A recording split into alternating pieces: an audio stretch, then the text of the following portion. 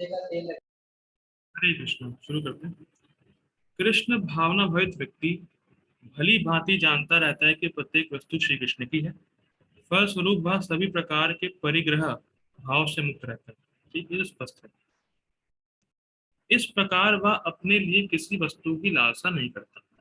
वह जानता है कि किस प्रकार कृष्ण भावना अमृत के अनुरूप वस्तुओं को स्वीकार किया जाता है और कृष्ण भावना अमृत के प्रतिकूल वस्तुओं का परित्याग कर दिया जाता है। बहुत सुंदर लाइन है ये।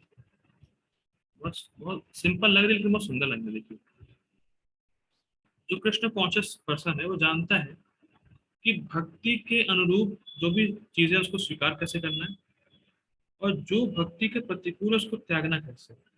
लेकिन लेकिन ये बहुत टफ है। क्यों है टफ, क्यों है? क्योंकि जो हमारे लिए अनुकूल है, एक्सेप्टेबल, उसको हम पकड़ लेंगे, लेकिन जो प्रतिकूल है उसको छोड़ नहीं पाएंगे। ये बहुत टफ है।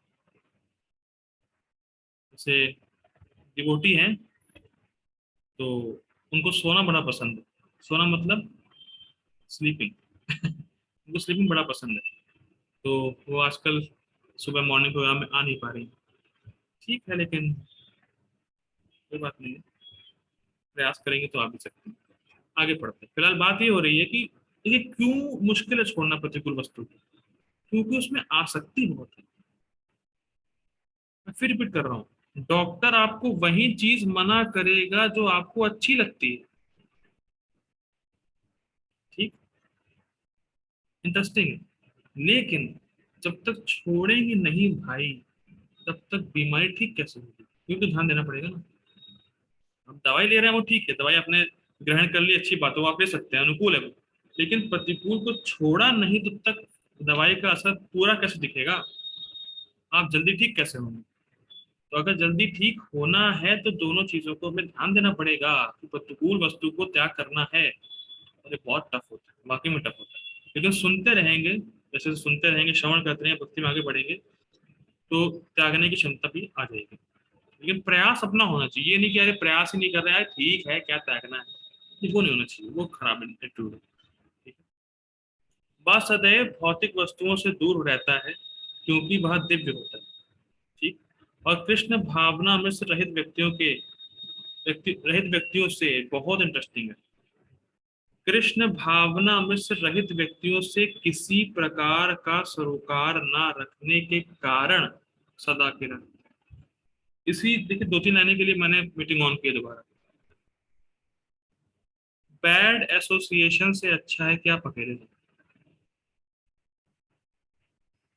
लेकिन पॉइंट पता है क्या है? ये बोलना आसान है, लेकिन व्यक्ति अकेला रह नहीं सकता। फिर रिपीट कर रहा हूँ। क्या आप लोगों को लगता है, आप लोगों का ऐसा अनुभव है कि हमें संबंधों की जरूरत है? We want relationships. क्यों अपू प्रभु जी, आपका क्या ख्याल है इस पर? वी वॉन्ट रिलेशनशिप्स, हमें संबंधी चाहिए, संबंध भी चाहिए।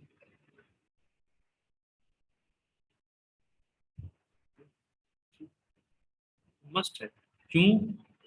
क्योंकि हम लोग भगवान से संबंध हैं।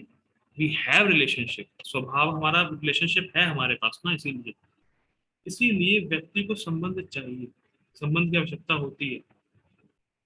तो इसीलिए संबंध को आप त्याग नहीं सकते। ठीक।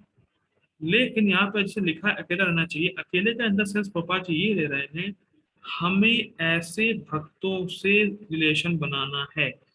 बहुत सुनिएगा ध्यान से। बहुत वैरायटी के भक्त हैं और सब अच्छे हैं, सबकी रिस्पेक्ट करता हूं मैं, लेकिन ऐसे भक्तों से रिलेशन बनाना है जिनका सेंटर कृष्ण कथा हो।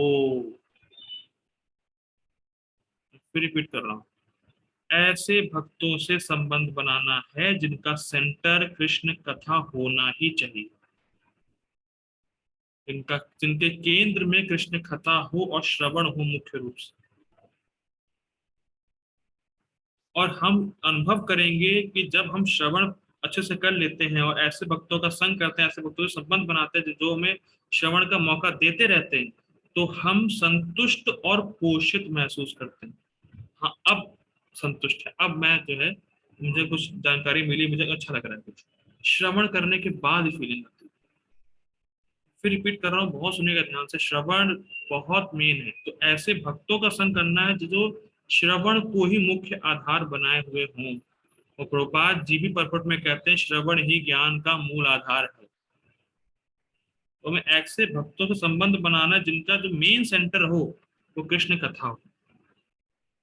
क्योंकि जब तक कृष्ण कथा सुनेंगे नहीं, समझेंगे नहीं, श्रवण अच्छे से नहीं करेंगे, तो बाकी सेवा भी कर नहीं पाएंगे। तो 16 माला करने कैसे जान पाए आप लोग?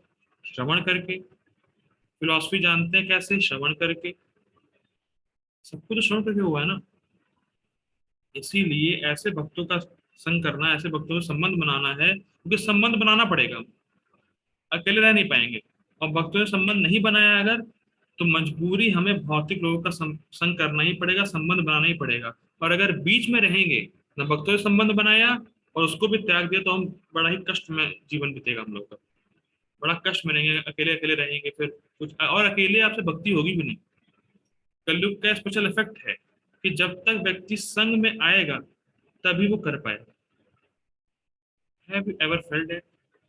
अगर मैं कहूं कि आप लोगों को 2 घंटे गीता पढ़नी है अच्छे तरीके से, अकेले होंगे तो अरे यार 2 घंटा नहीं है, चलो 10 मिनट ठीक है 15 मिनट ठीक है, लेकिन 2 घंटे क्लास कर लेते हैं।